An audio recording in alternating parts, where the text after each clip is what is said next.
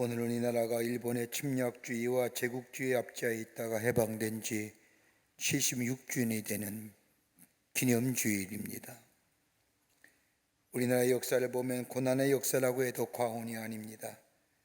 외세에 의해서 침략당한 역사가 무려 60회 가까이가 되고 5천년의 역사 가운데 끊임없이 외세에 시달렸으며, 그러면서도 전쟁에서는 한 번도 승리해 본 적이 없는, 굳이 승리한 역사를 찾는다고 한다면 오래전에 저 고구려가 몇 번의 승리를 가졌던 것 외에 외세의 침략에 한 번도 승리해 본 적이 없는 역사가 이 땅의 역사입니다. 외세의 침략을 많이 받았지만 우리의 주권과 언어, 더 나아가 삶까지도 송두리째 빼앗겼던 때는 일제 36년의 식민지 통치를 받았을 때였습니다. 가장 치욕적이며 고통스러웠고, 미래가 사라졌을 뿐만 아니라 이 불행한 아픔을 도와줄 나라가 당시에는 아무도 없었습니다. 열설적으로 가장 불행하며 절망스러웠던 그때 이 민족에게 복음이 전해지었고, 예수 그리스도의 복음이 절망 속에 나라를 다 잃어버린 것 같았던 그때에 다시금 미래를 꿈꿀 수 있게 해 주었습니다. 그 꿈은 하나님 나라의 꿈이었고, 그 꿈은 하나님이 통치하시는 나라의 꿈이었습니다. 이 꿈을 붙잡고 이 나라와 이 민초들은 일제의 탄압이라고 하는, 압제라고 하는 참담한 현실을 믿음으로 인내했을 뿐만 아니라 예수님의 말씀을 따라 환난의 자리에서 절망의 상황 속에서도 이 민족의 역사의 주인이신 하나님 앞에 간절히 기도하며 고난과 신을 이기며 자유함을 경험하게 되었고, 그 자유가 오늘 이 자리까지 이르게 되었음을 봅니다. 어떻게 보면 이 민족의 근대사서부터 현대사까지 기독교를 제외하고는 설명될 수 없는 역사가 이 민족의 역사입니다. 그러길 1948년 한국의 헌정사상 처음으로 구성된 재헌국회가 개헌되었을 때에 처음으로 한 일이 뭐냐? 하나님 앞에 기도로 시작했던 것도 이러한 맥락 속에서 찾아볼 수가 있습니다. 지금 우리는 참으로 어려운 시절을 보내고 있습니다. 전혀 예상치 못했던 코로나의 강풍이 마치 쓰나미처럼 몰려와 모든 일상의 삶을 한순간에 멈추게 하는, 이전에 한 번도 경험해보지 못한 일들을 경험하며 삽니다. 모든 것이 코로나라고 하는 보이지 않는 마치 미중류와 같은 바이러스에 인간의 모든 것이 다 빨려 들어가는 블랙홀과 같은 일들을 경험하며 삽니다. 그러면서 인간이 쌓아오는 과학이나 이성, 지성이 얼마나 보잘것없는 것인가를 몸소 경험합니다. 외적으로는 한반도의 불안한 평화, 계속되는 북한의 위장평화 공세로 인한 자유민주 체제의 도전, 그러기 언제 깨어질지 모르는 이 불안한 평화 속에 사는 우리들, 그뿐 아니라 열강들은 한반도를 중심으로 자국의 유일을 위해 싸우는데 이 나라는 아무런 대책 없이 고통과 어려움을 당하는 현실, 이런 상황에도 우리 안에는 이념과 세대 간의 갈등은 더욱더 골이 깊어져갈 뿐만 아니라 우리가 해결할 만한 대책이나 리더를 찾아볼 수 없다는 현실의 안타까움이 우리 가운데 있습니다. 자유는 있는 것 같은데 참된 자유를 잃어버린 우리들의 모습들, 자유한다고 하면서도 무엇인가 얽매여 사는 지금의 모습을 바라보면서 참된 자유자의 삶이 어떤 것인가를 다시 한번 생각하는 광복절 아침입니다. 바톨레라고 하는 탐험가가 이야기한 재미난 이야기 하나가 있습니다. 그가 외국을 여행하던 중에 아주 희귀한 새 몇 마리를 얻었습니다. 이것을 새장에 가두어 배를 타고 본국으로 돌아오는데 망망대해를 향해 하는 중에 새 중에 한 마리가 새장에 갇혀 있는 것이 몹시 못마땅하게 여기고 유난하게도 시끄럽게 굴면서 새장을 발톱으로 핥히고 머리를 새장에 찍는 등 잠시도 가만히 있지 않고 계속해서 포드닥거립니다. 이렇게 몸부림치고 포드닥거리는 바람에 새장의 문이 열려졌습니다. 새들이 망망한 대회 위에 한가운데로 도망하는데 성공을 합니다. 자유를 얻었습니다. 미친 듯이 기뻐하며 창공을 높이 높이 날아올랍니다.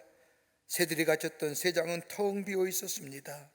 그런데 몇 시간 후 이 바틀렛이는 자기 눈을 의심합니다.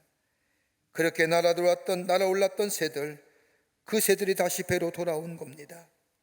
날개에 힘이 빠져서 갑판 위에 그냥 툭 떨어져 쓰러진 겁니다.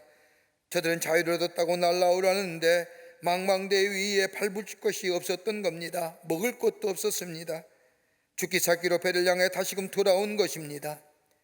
온 힘을 다해서 간신히 들어와 갑판에 그만 쓰러지고 만 겁니다. 이 바툴레시가 새들을 집어 다시금 새장에 집어넣습니다. 이 새들에게 새장은 더 이상의 감옥이 아니라 안식처가 되었습니다. 끝없는 바다를 건널 수 있는 유일한 길은 바로 이 새장에 있었습니다. 굶주린 배를 채울 수도 있었고 편안하게 거할 수도 있는 곳, 다름 아닌 새장이었습니다. 새장은 새들에게 있어서 더 이상의 갇힌 곳, 감옥이 아니라 구원선이 되었던 겁니다. 여러분, 인간의 참된 가치가 존엄이 어디서부터 시작될까요? 인간의 행복이 어디서부터 시작이 될까요? 많이 가졌고 어떤 지위에 올랐고 어떻게 배웠느냐, 이것이 우리의 인간의 가치와 존엄과 행복을 가져다 주는 것이 아니라 얼마큼 자유함을 누리느냐. 자유가 무엇인지 정확히 알게 될 때에 그 아는 만큼 자유를 행사하고 가치를 누릴 수 있다는 겁니다. 유명한 물리학자인 아인슈타인은 말하기를 인간의 참된 가치는 그가 어느 정도까지 자기 자신에서 해방되어 있을 수 있느냐, 그리고 자기 자신이 얻은 그 자유와 해방의 의미를 무엇인지 제대로 알고 있느냐에 따라서 달라진다고 이야기합니다. 여러분, 부자라고 해서 결코 성공한 것도 아닙니다. 권력을 얻었다고 성공한 것도 아닙니다. 문제는 자기 자신으로부터 얼마나 자유하냐, 그리고 그 자유함을 누리고 사느냐에 따라서 그 인간의 가치가, 인간의 존엄성이 결정된다는 겁니다. 참 자유하십니까? 그 자유함이 나의 삶 가운데 누리고 계시는가요? 교육학자인 헤르바르트라는 사람은 말하기를 인간이 추구해야 할 윤리적이며 이상적인 인간상, 즉 참 자유인으로서의 삶을 살려면 적어도 이런 자유가 있어야 된다라고 얘기하면서 몇 가지 제시합니다. 그 하나가 뭐냐? 내면적 자유입니다. 외적으로부터 오는 자유함보다 내적인 자유함이 있어야 된다는 겁니다. 이 내적 자유는 정신적이며 양심적이며 신앙적인 것을 얘기합니다. 여건과 환경이 주는 자유인이 아니라 내 안의 양심의 자유함과 더불어 어디 영편에 있어든지 자유함을 누릴 수 있는 정신적 자유와 더불어 우리 죄가 예수 그리스도의 십자가의 보혈로 사하여졌다고 하는 이 신앙적 자유가 우리 안에 내면에 있어야 될 때에 참된 자유자의 삶을 살아갈 수 있다는 겁니다. 또 하나 있다고 한다면 절대적 자유를 누려야 된다는 겁니다. 자유는 상대적인 것이 아닙니다. 절대적인 겁니다. 우리가 흔히 자유를 얘기할 때 누구보다 적게 가졌고 누구보다 자유를 누리지 못하는, 언제나 비교에 의해서 우리의 자유를 얘기하지만, 여러분, 자유는 상대적인 것이 아니라 절대적인 자유입니다. 이렇게 하면 사라지고 저렇게 하면 얻어지는 것은 자유가 아닙니다. 가난하든 부하든 병이 들든 심령이 항상 자유로워야 됩니다. 감옥에 있어도 환경은 비록 부자연스럽지만 마음은 자유로워야 됩니다. 그럴 때에 이 자유가 참된 자유입니다. 또 하나 있다면 자기 희생을 통하여 자유를 누려야 한다는 겁니다. 여러분, 받는 것 좋아하면 노예입니다. 받는 것 좋아하면 노예 근성의 사람입니다. 여러분, 신세지면 그만큼 갚아야 하고 거기에 매이게 됩니다. 그러나 남에게 베풀며 살면 그만큼 자유롭습니다. 이렇게 본다면 자유는 자기 희생을 통하여 자유로움을 누릴 수 있는 겁니다.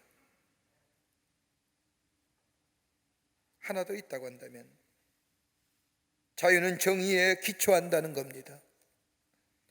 자유는 방종이 아닙니다. 자유는 정의가 있어야 되고 그 위에 자유가 있어야 됩니다. 그리고 자유는 함께 책임지는 겁니다. 나의 자유로운 행위가 내가 책임져야 됩니다. 내가 방종하며 방임할 때, 그리고 그 책임을 다른 사람에게 지는 것 아닙니다. 내 행동에 내가 책임질 때에 비로소 자유인입니다. 이렇게 본다면 자유는 주어지는 겁니다. 간혹 가다가 우리는 자유가 쟁취하는 것, 투쟁하여 얻어지는 것, 빼앗는 것으로 생각하지만 여러분 역사를 보더라도 이 자유를 혁명을 통하여 쟁취하여 얻어진 자유 오래가지 못합니다. 언젠가는 빼앗겨집니다. 그러기에 자유는 쟁취하고 빼앗는 것이 아니라 자유는 주어지는데 주어지는 것은 은혜로 주어지는 겁니다. 그러기에 오늘 사도 바울은 갈라디아서 5장 1절을 얘기하면서 그리스도께서 우리를 자유롭게 하셨으니 자유를 주셨다고 말씀하십니다. 우리가 누리는 이 자유, 영적인 자유, 정신적인 자유, 이것은 쟁취하거나 빼앗은 것이 아니라 예수 그리스도께서 우리를 은혜로 주신 것이라고 얘기합니다. 이 은혜는 대가를 치러진 것이요, 거저 주시는 겁니다. 그럴 때 우리는 참된 자유를 누린다는 겁니다. 오늘 본문의 말씀은 사도 바울이 저 그리스도인의 자유에 대해서 얘기합니다. 정작 자유로운 존재이면서도 자유를 누리지 못하는 인생들, 그러면서 오늘 우리에게 말하길 너희는 자유인으로 부르심을 받았으니 자유로운 존재가 되라고 얘기하며 자유로운 삶은 어떤 인생인가를 우리에게 말씀해 주고 계십니다. 이 땅에 일제의 침략주의와 제국주의의 그 마을 발굽 아래 36년 동안 압제당했던 이 땅에 우리 하나님께서 빛을 회복시켜 주시고 자유를 허락해 주시고 민족의 당 독립을 허락해 주신 이 광복주일 아침에 우리에게 자유를 주셨는데 그 자유를 통하여 자유의 사람 되어 부르심에 합당한 삶을 살아가는 우리들의 삶, 도대체 어떤 삶을 살아야만이 참된 자유의 삶을 살아갈 수 있을까요? 함께 말씀을 나누며 은혜 받기를 원합니다. 첫째는 우리가 누리는 자유는 대가를 지불한 자유라는 겁니다. 잊지 말아야 할 것이 있다면 우리가 누리는 자유는 거저 주어진 자유가 아니라 대가가 지불된 자유라는 겁니다. 오늘 갈라디아서 5장 13절 말씀을 보면 형제들아 너희가 자유를 위하여 부르심을 입었나니라고 이 말씀이 시작이 됩니다. 자유를 위해 부르심을 입었다는 말씀은 갈라디아서 5장 1절 말씀과 연관지어 생각할 때에 쉽게 이해하게 됩니다. 자유를 위하여 부르심을 입었다는 말은 예수 그리스도께서 우리의 죄를 위하여 십자가에 죽으심으로, 다시 말해 죄의 대가를 치름으로 인하여 우리가 자유하게 되었다는 겁니다. 예수 그리스도의 십자가의 죽으심이 우리를 하여금 억압과 굴레와 그리고 우리의 압제로부터 매여 있는 것으로부터 자유하게 하셨다는 겁니다. 그러기에 우리가 누리는 자유는 그냥 얻어진 자유가 아니라 대가가 지불된 자유라는 겁니다. 여러분 노예 보십시오. 노예는 부자연합니다. 부자유할 뿐만 아니라 당시 바울의 시대에 보면 결코 자유로울 수 없는 존재가 노예입니다. 노예가 되는 경우는 세 가지가 있었다고 합니다. 하나는 전쟁에서 패하면 노예가 됩니다. 또 하나 있다면 빚을 많이 져 갚을 능력이 없으면 노예가 됩니다. 또 하나 있다면 나라의 반역을 행할 때에 노예가 됩니다.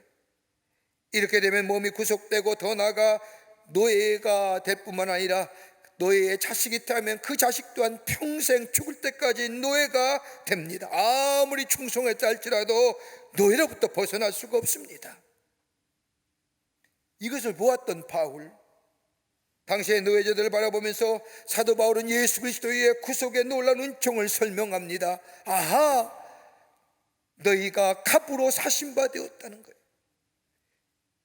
우리는 진노의 자식이고 죄의 자식이고 죽음의 자녀이고 어둠의 자녀였지만 예수 그리스도께서 내 대신 내 죄가를 대신 치르심으로 인하여 더 이상 죽음의 자녀가 아니라 진노의 자녀가 아니라 빛의 자녀로 생명의 자녀로 우리의 삶의 자리를 옮겨주셨다는 것은 대가를 지불해 주셨다는 겁니다. 그 대가가 어떤 거냐?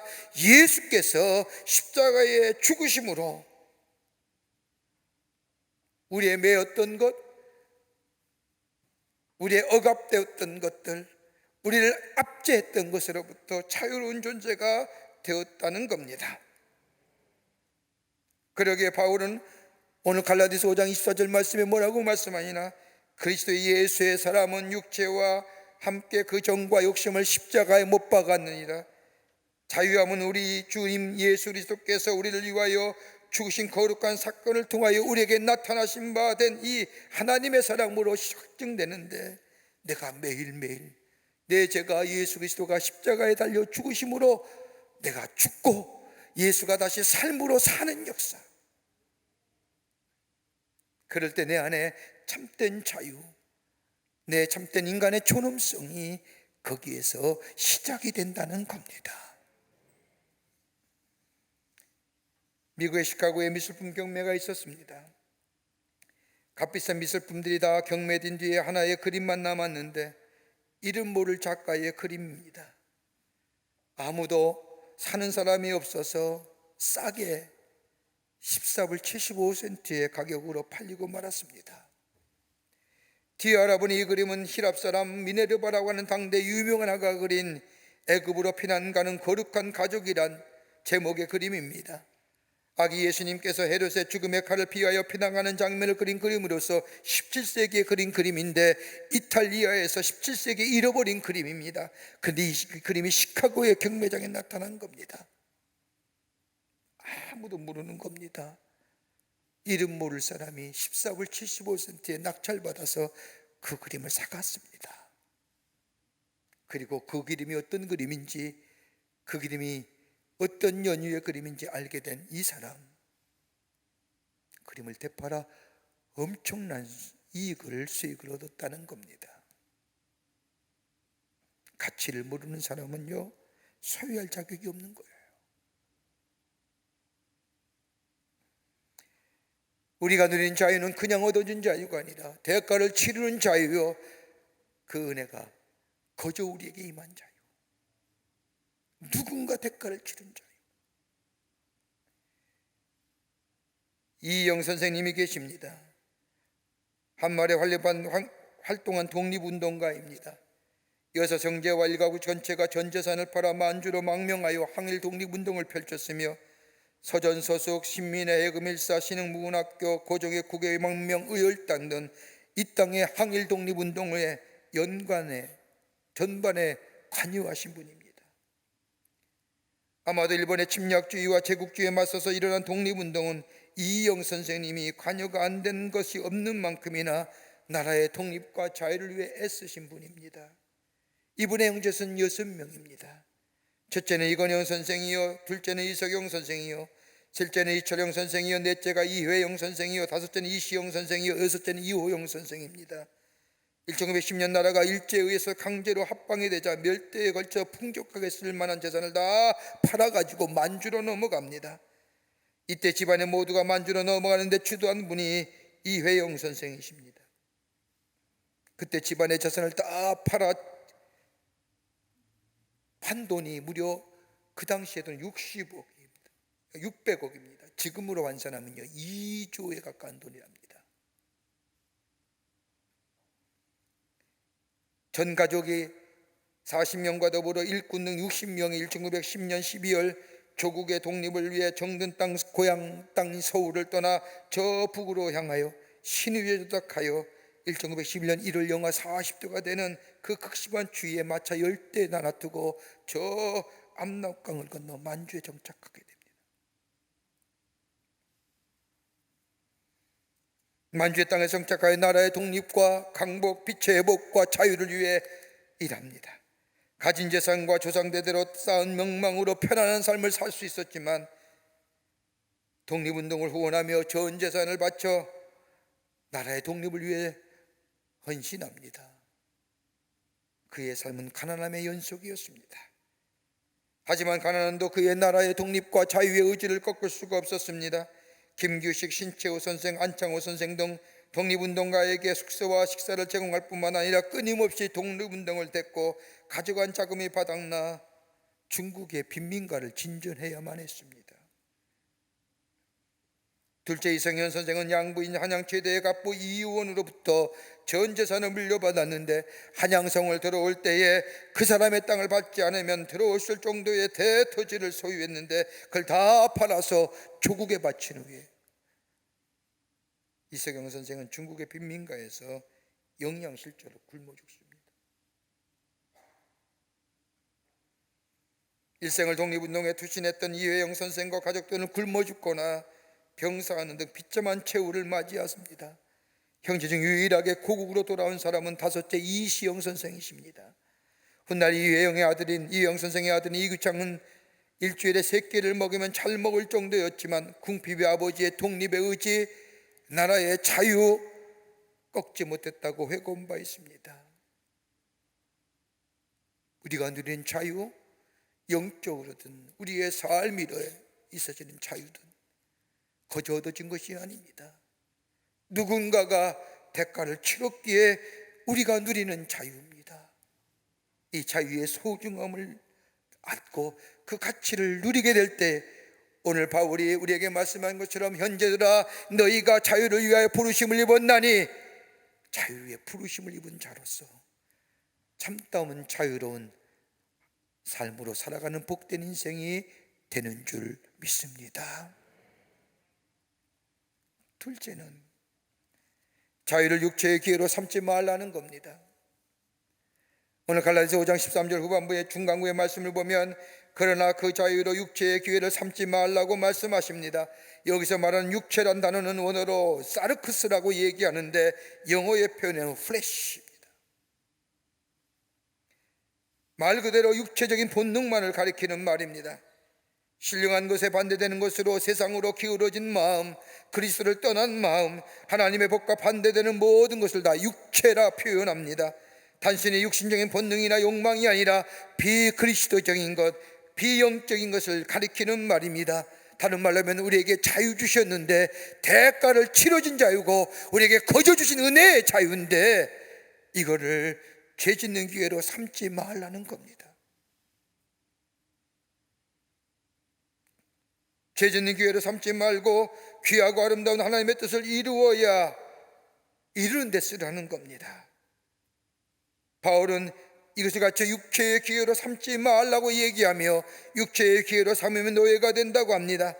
바울은 이 육체의 기회로 삼지 말라는 말씀과 같은 맥락의 말씀을 저 고린도전서 7장 23절에 이렇게 얘기합니다. 너희는 갑으로 사신 바 된 것이니 사람들의 종 되지 말라. 육체의 기회를 바울은 사람의 종 되지 말라고 얘기합니다. 너희 안에 그리스도의 종, 진리 안에 거하는 하나님의 사람이 되었으니 성령의 사람이 되었으니 이제는 절대로 사람의 종 되지 말라는 겁니다. 육체의 기회로 삼지 말라는 겁니다. 노예가 아닙니다. 자유인입니다. 여러분, 사람의 종 된다는 것이 무엇을 말하는 겁니까? 사람의 종이 된다는 것은 육체의 소욕을 따라 사는 인생을 말합니다. 자유자로 부르심을 받은 사람은 성령을 따라 사는 삶입니다. 그러기에 사람을 따라 사는 사람, 육체의 소욕을 따라 사는 인생, 몸의 행실을 따라 사는 사람, 어둠의 일을 행하는 사람, 이런 사람이 다 육체의 소욕을 따라 기회를 갖는 사람이요 사람의 종이 되었다는 겁니다. 이런 사람에게 나타나는 행위가 무엇일까요? 우리는 오늘 말씀을 읽지 않았지만 갈라디아서 5장 19절 말씀에 명확하게 얘기합니다. 육체의 일은 현저하니 음행과 더러운 것과 호색과 우상숭배와 술수와 원수를 맺는 것과 분쟁과 시기와 분냉과 당짓는 것과 불리함과 이단과 투기와 술취함과 방탕함이라. 그런데 이거보다 더 무서운 것이 뭐냐? 그 다음에 21장 후반부에 뭐라고 얘기합니까? 이러한 일을 하는 사람들은 하나님의 나라를 유업으로 받지 못할 것입니다. 사람의 종된 사람들, 내게 주신 자유를 육체의 기회로 활용하는 사람들 결단코 하나님 나라에 들어갈 수 없다는 거예요. 내게 주신 자유를 방종과 방임으로 살아가는 자들, 그것이 어떤 자유인데?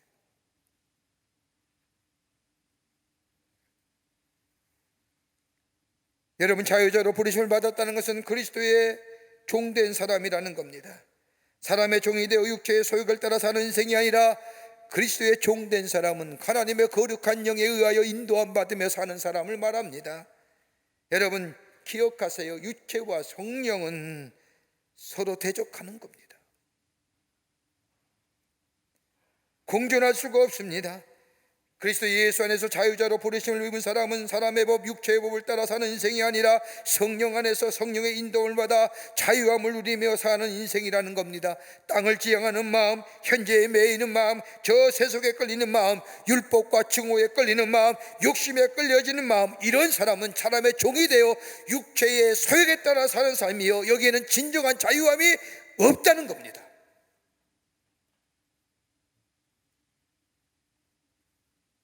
그러나 하나님의 영 안에서 성령의 인도함을 받아 성령의 법에 따라 사는 인생, 하늘을 지향하는 마음이요, 영혼을 바라보고 사는 마음이요, 신령한 것을 사랑하고 은혜 안에 살며 사랑에 이끌려 사는 마음이요, 이러한 마음이 그리스도 예수 안에서의 진정한 자유함을 누리며 사는 인생이라는 겁니다. 무디 선생님, 무디 목사님의 설교 가운데 이런 이야기가 있습니다. 컵이 하나 있는데 이 컵에 더러운 고기가 들어 있습니다. 이것을 빼내려면 어떻게 해야 합니까? 간단합니다. 이 컵 속에 물을 채우면 됩니다. 물을 채우면 더러운 공기가 빠져나갑니다. 근데 물을 채우지 아니하고 무리하게 공기만 빼내려고 한다면, 이 진공을 만들려고 한다면 이 유리법은 깨지고 맙니다. 여러분, 우리 안에 무엇으로 새로운 것을 채워야 될까요?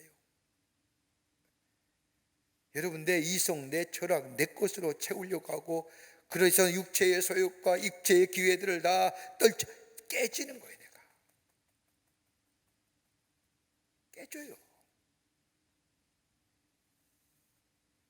여러분, 우리 마음을 육체의 소욕으로부터 자유롭게 하려고 정욕과 욕심을 이겨보려고, 제 욕망을 이겨보려고 몸부림쳐 계신 적 있잖아요. 아무리 노력해도 내 안에 꿈틀거리는 욕심과 욕망 제어가 안 되잖아요. 인도의 어느 수행자는요, 자신의 육체의 욕심과 육체의 욕망을 제어하기 위해서 몸을 벌거벗은 채로 수련한대요. 그런다고 욕심과 욕망이 사라져요? 나무 위에 올라앉는다고 합니다. 평생 동안 나무 위에 알려 사는데 왜 땅에 내려오면 육체의 욕심과 욕망이 나를 감쌀까 봐. 그런데도 제하여 지던가요?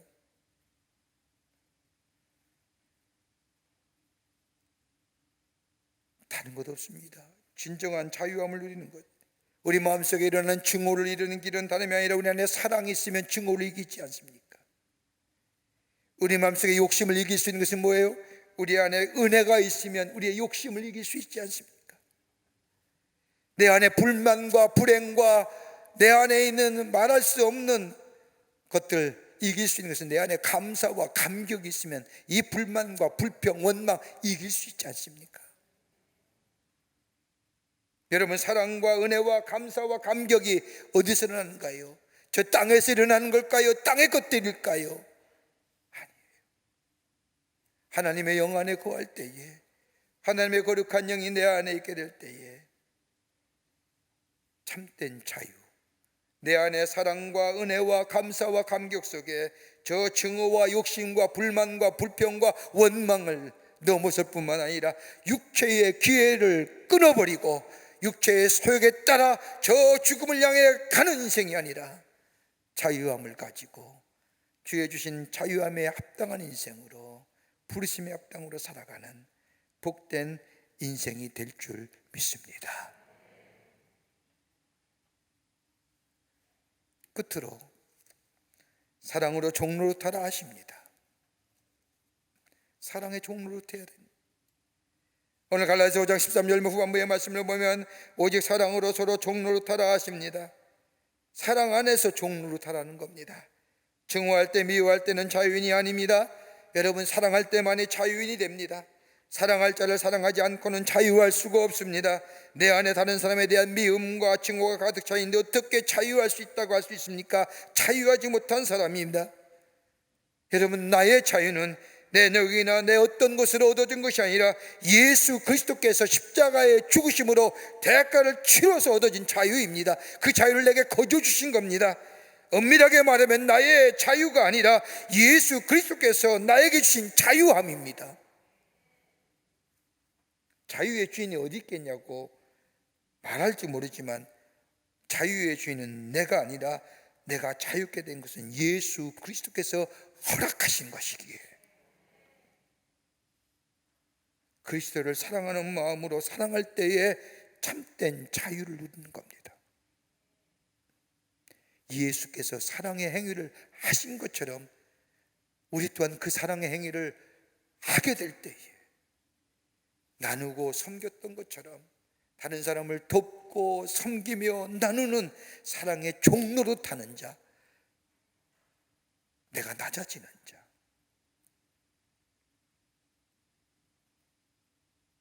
우리가 결혼하지 않습니까? 한 남자와 여자를 사랑해서 그 사랑의 결과로 결혼하여 가정을 이룹니다. 여러분, 결혼의 가장 근본적인 게 뭘까요? 내 거 포기하는 거잖아요. 그리고 스스로 뭐예요? 서로에게 속박당하는 거잖아요. 속박 안 달라고 몸부림치면 혼차되는 거잖아요. 사랑의 종로로 탄다는 게 그 얘기예요. 그럴 때 참된 자유를 누리잖아요. 구약신학자인 부르고 많은 인간을 정의할 때에 내가 누구인가?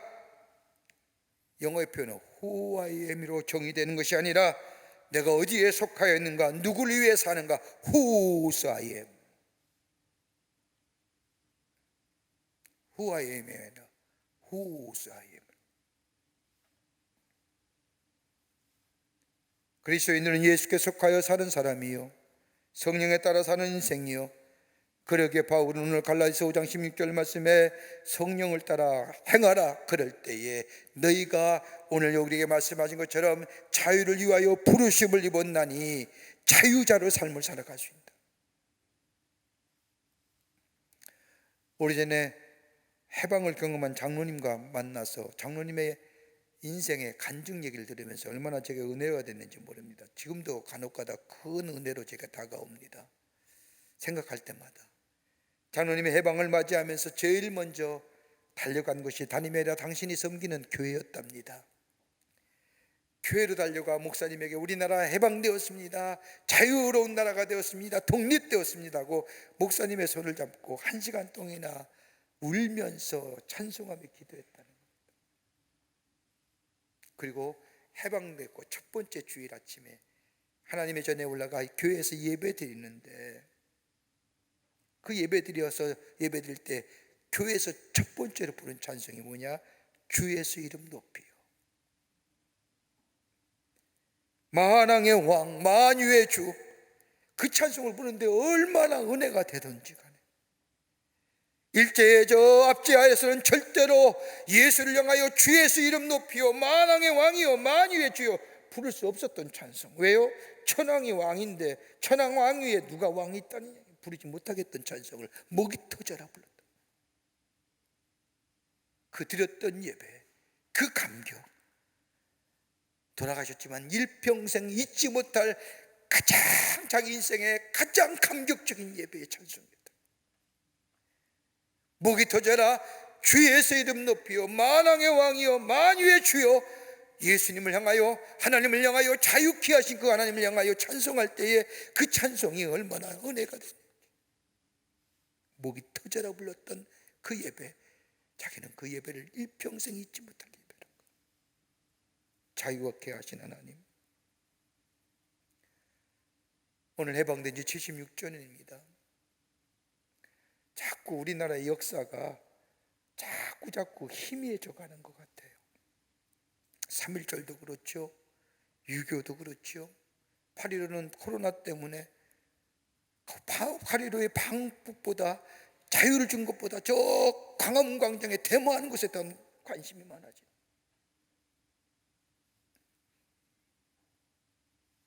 자유케 하신, 빛을 허락해 주신 하나님, 우리를 자유를 위해 부르심을 받았는데 이 자유는 거저 얻어진 자유가 아니라 대가를 치러진 자유예요. 육체의 기회로 삼는 것이 아니라 성령을 따라 사는 삶이에요. 그리스도가 우리에게 하셨던 것처럼 사랑의 종로를 탈 때 진정한 자유, 참된 자유자로 살아가는 하나님의 백성의 삶이 되는 줄 믿습니다. 이런 믿음의 결단을 가지고 이 자유 소중히 여기며 이 민족과 이 나라의 자유 잘 간직하여 우리가 누릴 뿐만 아니라 우리 후손들에게 물려줄 수 있는 참된 자유자의 삶을 살아가는 여러분과 저와 되시기를 주의 이름으로 축원합니다. 하나님 감사합니다. 주께서 우리를 사랑하시기에 자유케 하셨고, 이 나라를 사랑하기에 저 일제의 침략적인 주의와 저 일제의 제국주의 앞에 30년 동안 얽매여 있다가 자유케 하시고 빛을 회복해 주신 이 광복절 기념주일에 다시 한번 자유를 주신 하나님 앞에 감사를 드립니다. 이 자유 소중히 여기게 하시고 가치 있게 여기게 하시고 잘 보존하고 간직하여 누릴 뿐만 아니라 우리 후손들에게 물려줄 수 있는 자유 되게 하여 주시고, 영적으로는 성령을 따라 아버지와 사는 자들 되게 하여 주셔서 참된 자유를 누리며 하나님의 사람으로 이 땅 속에 주를 증거하며 사는 저희들이 되게 하여 주시옵소서. 성령이 도우실 줄 믿으며 예수님의 이름으로 기도하옵나이다. 아멘.